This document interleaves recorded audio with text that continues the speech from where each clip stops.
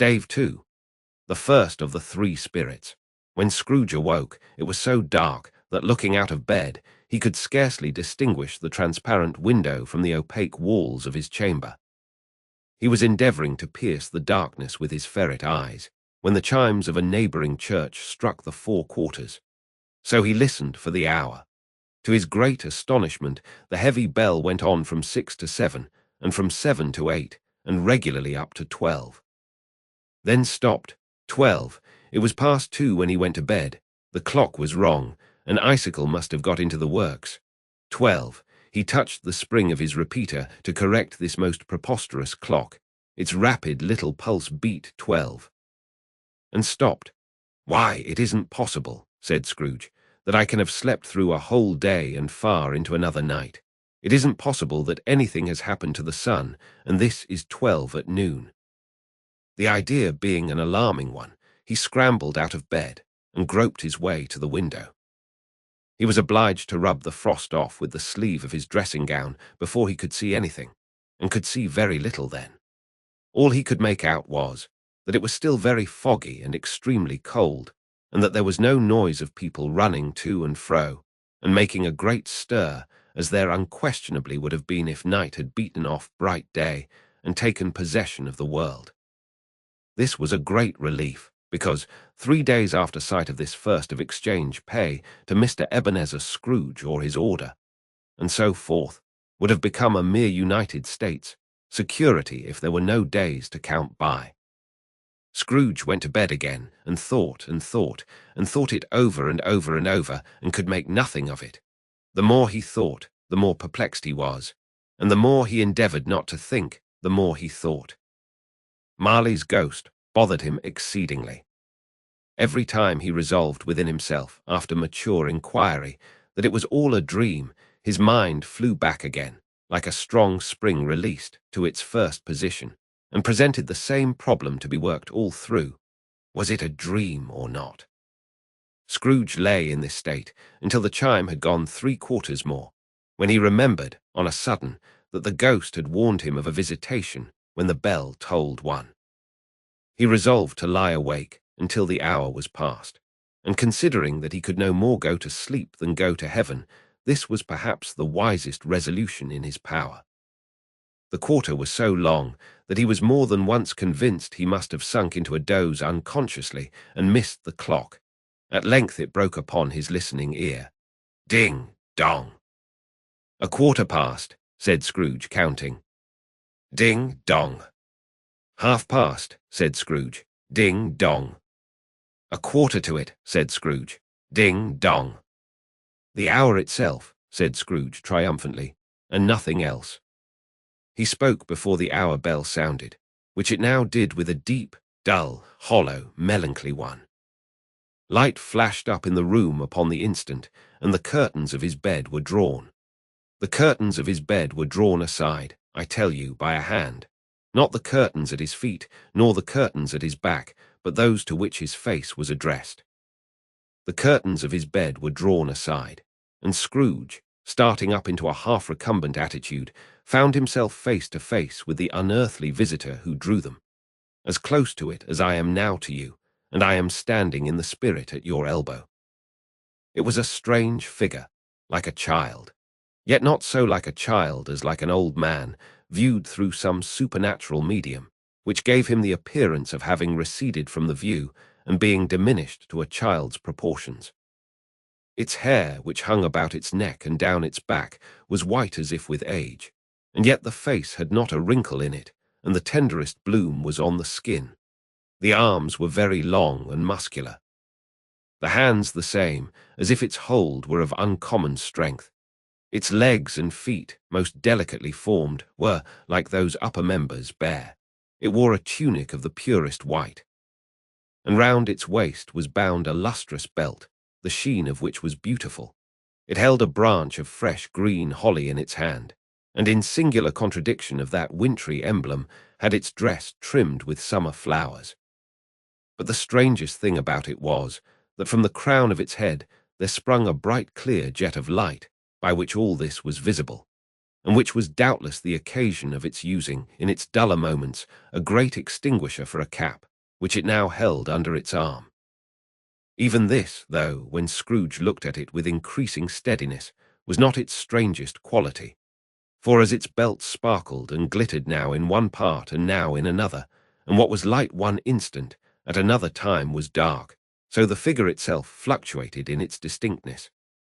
Being now a thing with one arm, now with one leg, now with 20 legs, now a pair of legs without a head, now a head without a body, of which dissolving parts no outline would be visible in the dense gloom wherein they melted away.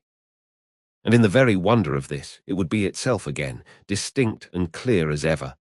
"Are you the spirit, sir, whose coming was foretold to me?" asked Scrooge. "I am." The voice was soft and gentle, singularly low, as if instead of being so close beside him, it were at a distance. "Who and what are you?" Scrooge demanded. "I am the ghost of Christmas past." "Long past?" inquired Scrooge, observant of its dwarfish stature. "No." "Your past." Perhaps Scrooge could not have told anybody why, if anybody could have asked him, but he had a special desire to see the spirit in his cap, and begged him to be covered. "What!" exclaimed the ghost. "Would you so soon put out, with worldly hands, the light I give? Is it not enough that you are one of those whose passions made this cap, and force me through whole trains of years to wear it low upon my brow?" Scrooge reverently disclaimed all intention to offend, or any knowledge of having wilfully bonneted the spirit at any period of his life. He then made bold to inquire what business brought him there. "Your welfare," said the ghost. Scrooge expressed himself much obliged, but could not help thinking that a night of unbroken rest would have been more conducive to that end. The spirit must have heard him thinking, for it said immediately, "Your reclamation, then. Take heed." It put out its strong hand as it spoke, and clasped him gently by the arm. "Rise, and walk with me."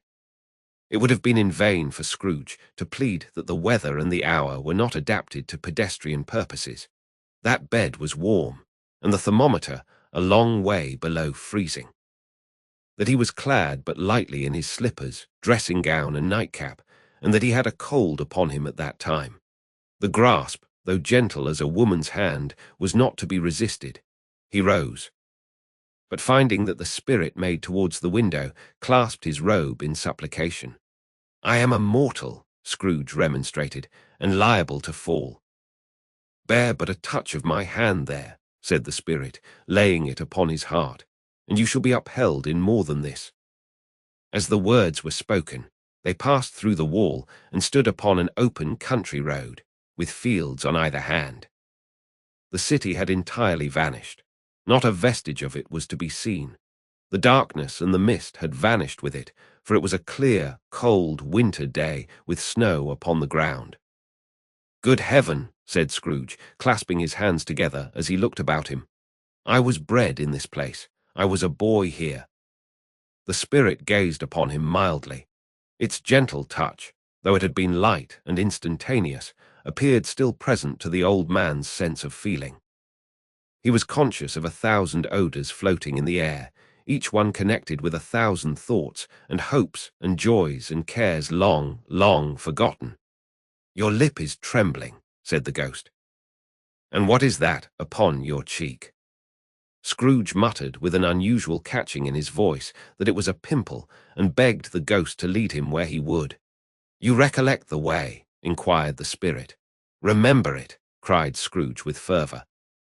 "I could walk it blindfold." "Strange to have forgotten it for so many years," observed the ghost. "Let us go on."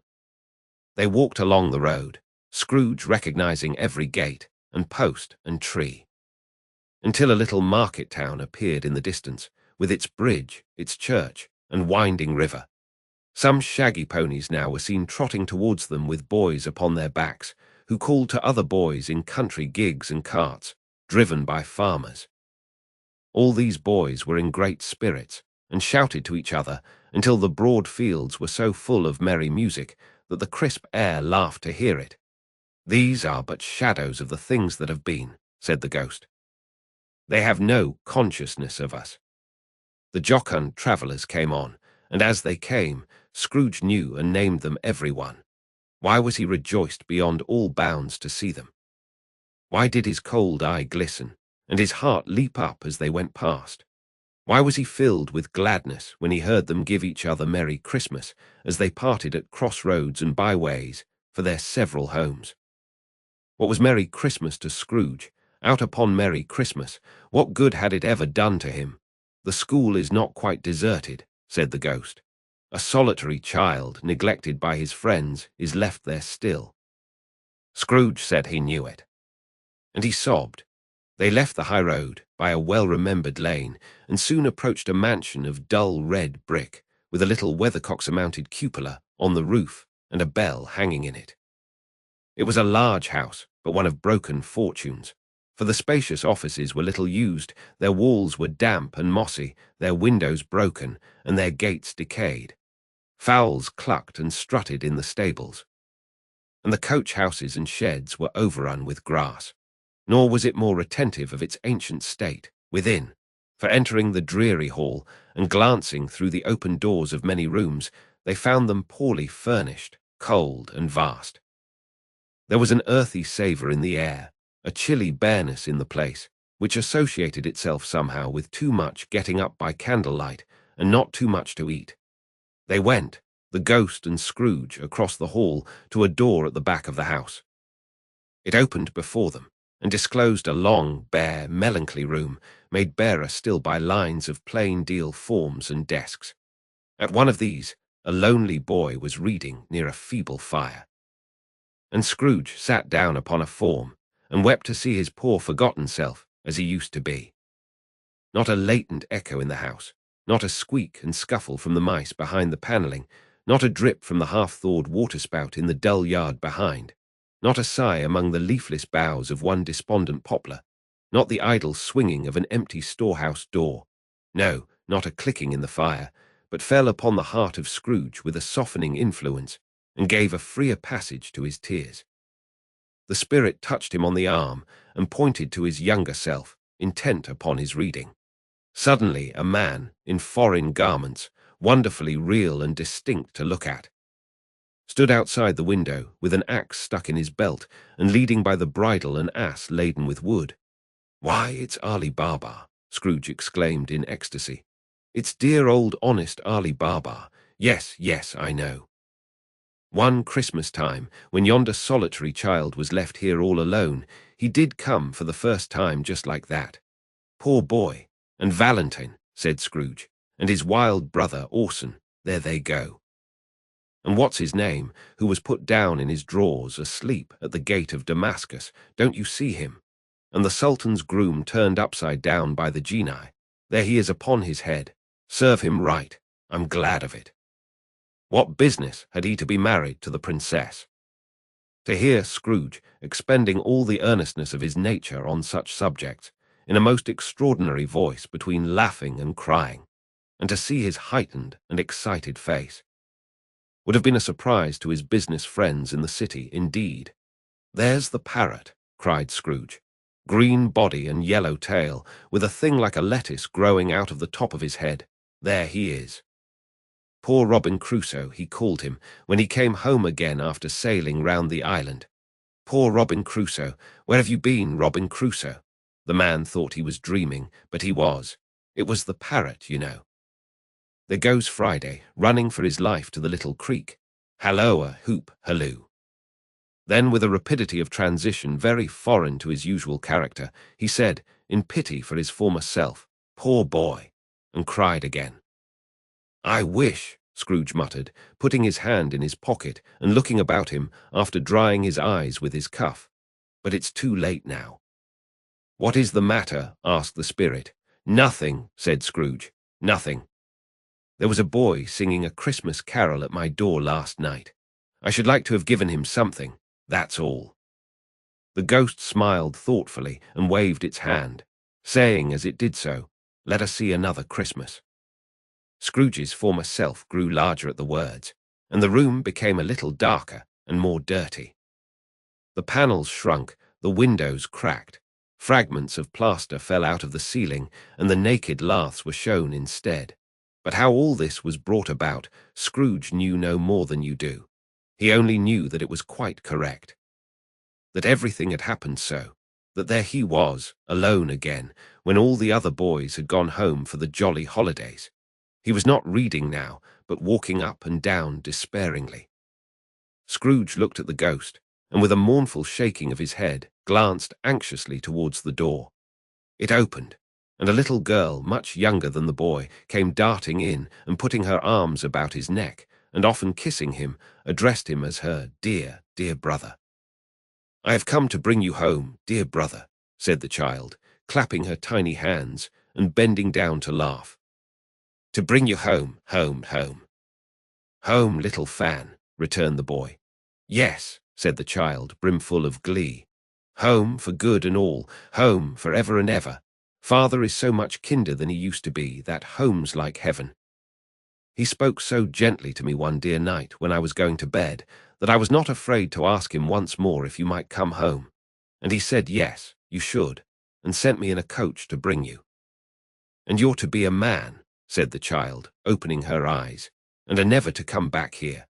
But first, we're to be together all the Christmas long, and have the merriest time in all the world." "You are quite a woman, little Fan," exclaimed the boy. She clapped her hands and laughed, and tried to touch his head, but being too little, laughed again, and stood on tiptoe to embrace him. Then she began to drag him, in her childish eagerness, towards the door. And he, nothing loth to go, accompanied her. A terrible voice in the hall cried, "Bring down Master Scrooge's box there." And in the hall appeared the schoolmaster himself, who glared on Master Scrooge with a ferocious condescension, and threw him into a dreadful state of mind by shaking hands with him. He then conveyed him and his sister into the veriest old well of a shivering best parlour that ever was seen, where the maps upon the wall, and the celestial and terrestrial globes in the windows, were waxy with cold.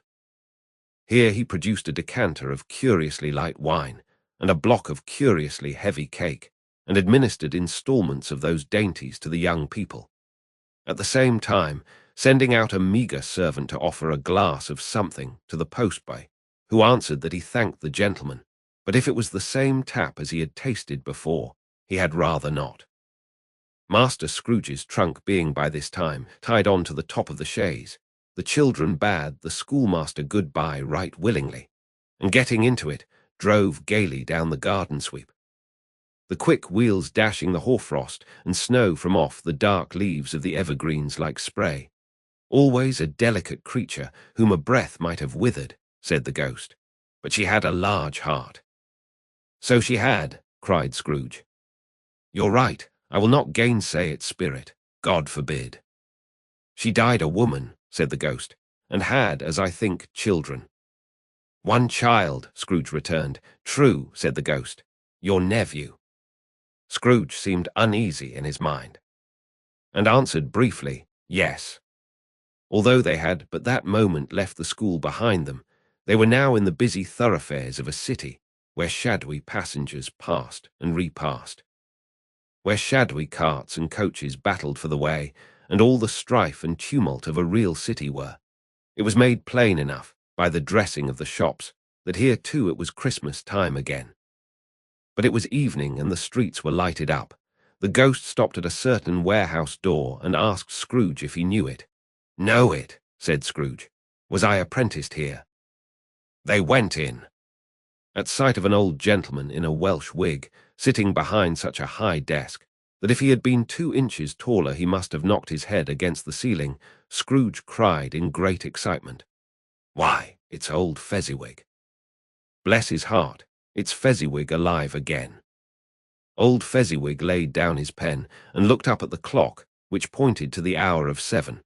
He rubbed his hands, adjusted his capacious waistcoat, laughed all over himself, from his shoes to his organ of benevolence, and called out in a comfortable, oily, rich, fat, jovial voice, "Yo-ho there, Ebenezer, Dick." Scrooge's former self, now grown a young man, came briskly in, accompanied by his fellow prentice. "Dick Wilkins, to be sure," said Scrooge to the ghost. "Bless me, yes, there he is. He was very much attached to me, was Dick. Poor Dick, dear, dear." "Yo-ho, my boys," said Fezziwig.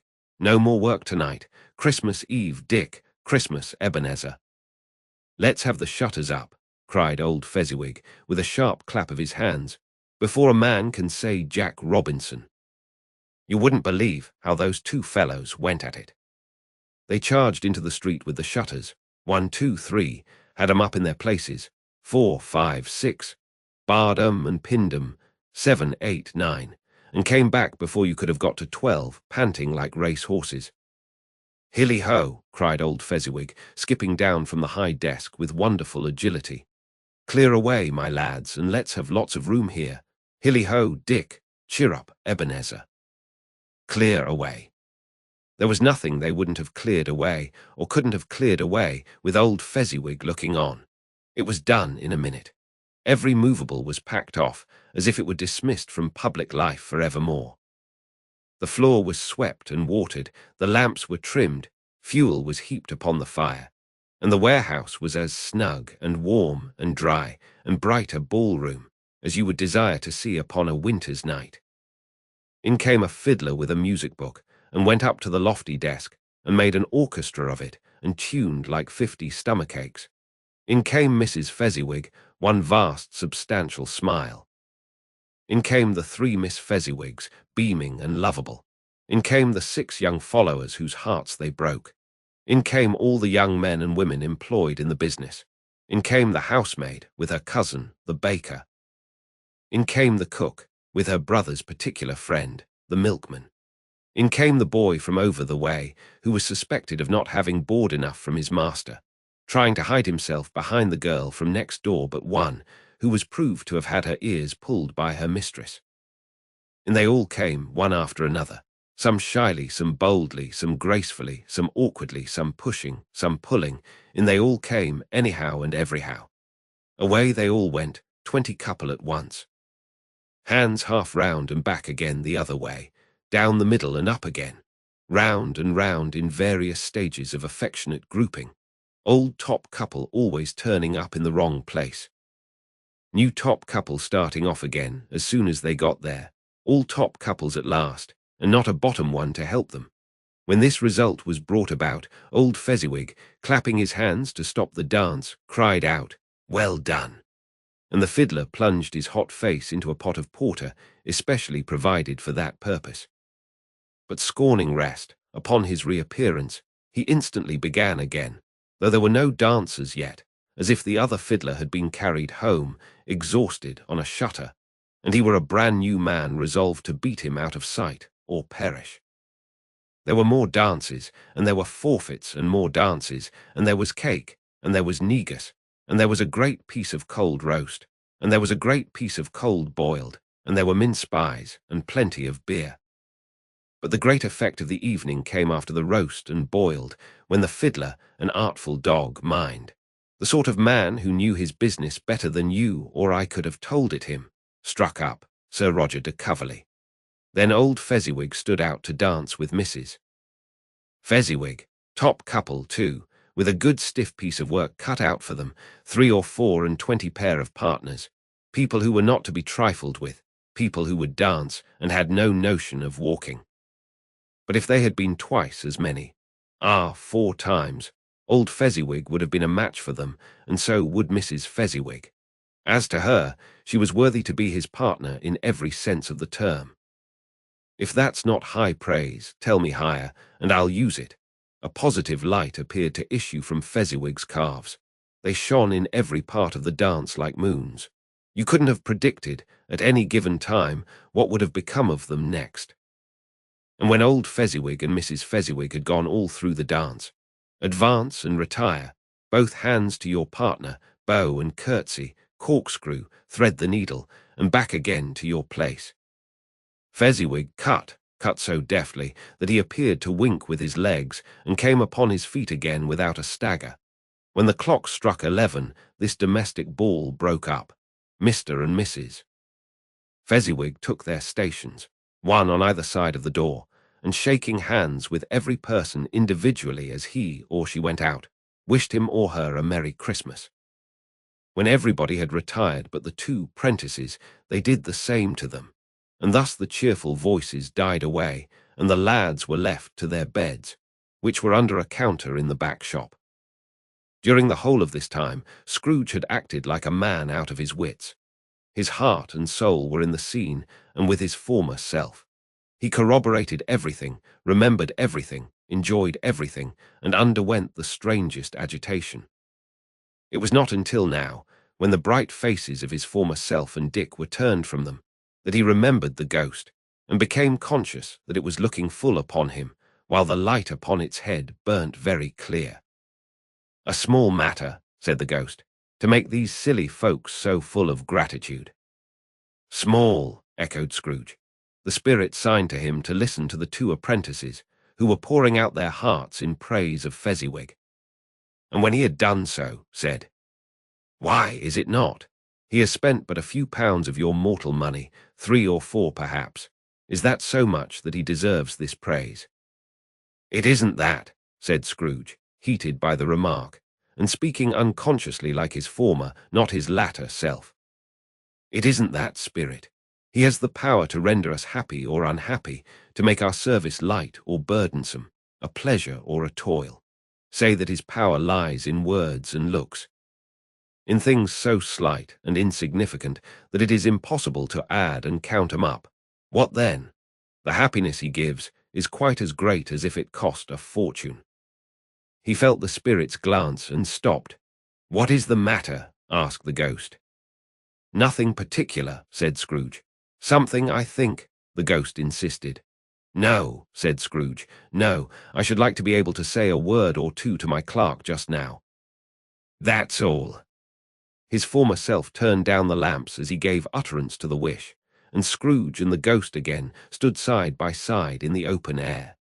"My time grows short," observed the spirit. "Quick!" This was not addressed to Scrooge, or to anyone whom he could see, but it produced an immediate effect. For again Scrooge saw himself.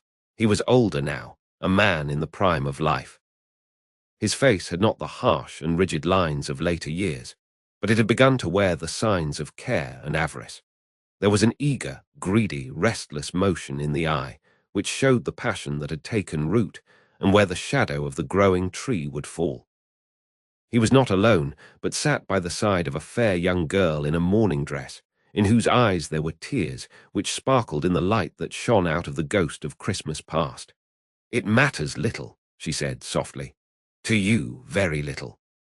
Another idol has displaced me, and if it can cheer and comfort you in time to come, as I would have tried to do, I have no just cause to grieve." "What idol has displaced you?" he rejoined. "A golden one." "This is the even-handed dealing of the world," he said.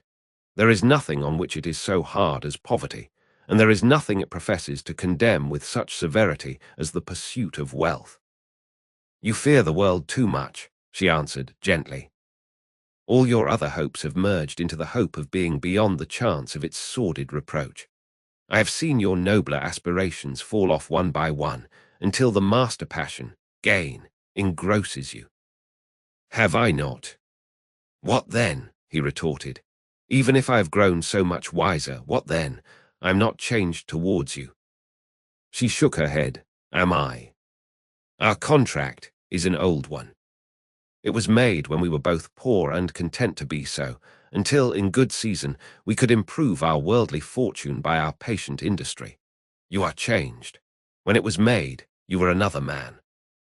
"I was a boy," he said impatiently. "Your own feeling tells you that you were not what you are," she returned. "I am.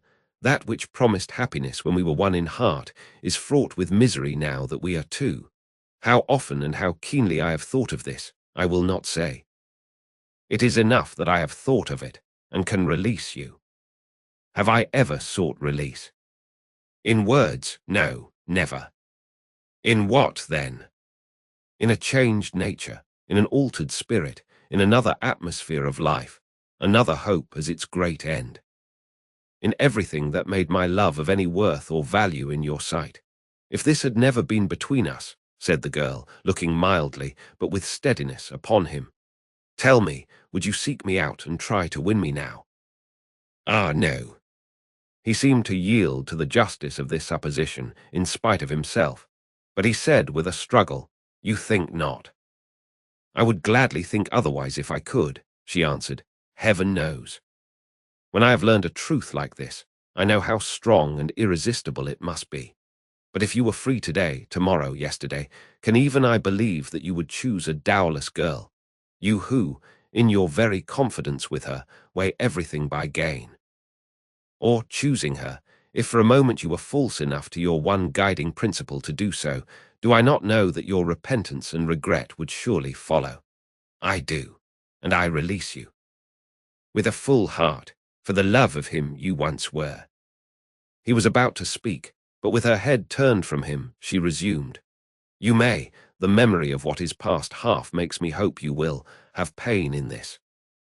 A very, very brief time, and you will dismiss the recollection of it, gladly, as an unprofitable dream, from which it happened well that you awoke. May you be happy in the life you have chosen." She left him, and they parted. "Spirit," said Scrooge, "show me no more, conduct me home. Why do you delight to torture me?" "One shadow more," exclaimed the ghost. "No more," cried Scrooge. "No more, I don't wish to see it." "Show me no more." But the relentless ghost pinioned him in both his arms, and forced him to observe what happened next. They were in another scene and place, a room not very large or handsome, but full of comfort. Near to the winter fire sat a beautiful young girl, so like that last that Scrooge believed it was the same, until he saw her, now a comely matron, sitting opposite her daughter. The noise in this room was perfectly tumultuous, for there were more children there than Scrooge, in his agitated state of mind, could count. And unlike the celebrated herd in the poem, there were not 40 children conducting themselves like one, but every child was conducting itself like 40. The consequences were uproarious beyond belief, but no one seemed to care. On the contrary, the mother and daughter laughed heartily and enjoyed it very much, and the latter, soon beginning to mingle in the sports, got pillaged by the young brigands most ruthlessly. What would I not have given to be one of them? Though I never could have been so rude, no, no. I wouldn't for the wealth of all the world have crushed that braided hair and torn it down. And for the precious little shoe, I wouldn't have plucked it off, God bless my soul, to save my life. As to measuring her waist in sport, as they did, bold young brood, I couldn't have done it. I should have expected my arm to have grown round it for a punishment and never come straight again. And yet I should have dearly liked, I own, to have touched her lips, to have questioned her that she might have opened them, to have looked upon the lashes of her downcast eyes and never raised a blush, to have let loose waves of hair, an inch of which would be a keepsake beyond price. In short, I should have liked, I do confess, to have had the lightest license of a child, and yet to have been man enough to know its value. But now a knocking at the door was heard, and such a rush immediately ensued that she, with laughing face and plundered dress, was borne towards it, the centre of a flushed and boisterous group, just in time to greet the father, who came home attended by a man laden with Christmas toys and presents. Then the shouting and the struggling, and the onslaught that was made on the defenceless porter, the scaling him with chairs for ladders to dive into his pockets, despoil him of brown paper parcels, hold on tight by his cravat, hug him round his neck, pummel his back, and kick his legs in irrepressible affection. The shouts of wonder and delight with which the development of every package was received. The terrible announcement that the baby had been taken in the act of putting a doll's frying pan into his mouth, and was more than suspected of having swallowed a fictitious turkey, glued on a wooden platter. The immense relief of finding this a false alarm, the joy and gratitude and ecstasy, they are all indescribable alike. It is enough that by degrees the children and their emotions got out of the parlour, and by one stair at a time, up to the top of the house, where they went to bed, and so subsided. And now Scrooge looked on more attentively than ever, when the master of the house, having his daughter leaning fondly on him, sat down with her and her mother at his own fireside. And when he thought that such another creature, quite as graceful and as full of promise, might have called him father, and been a springtime in the haggard winter of his life, His sight grew very dim indeed.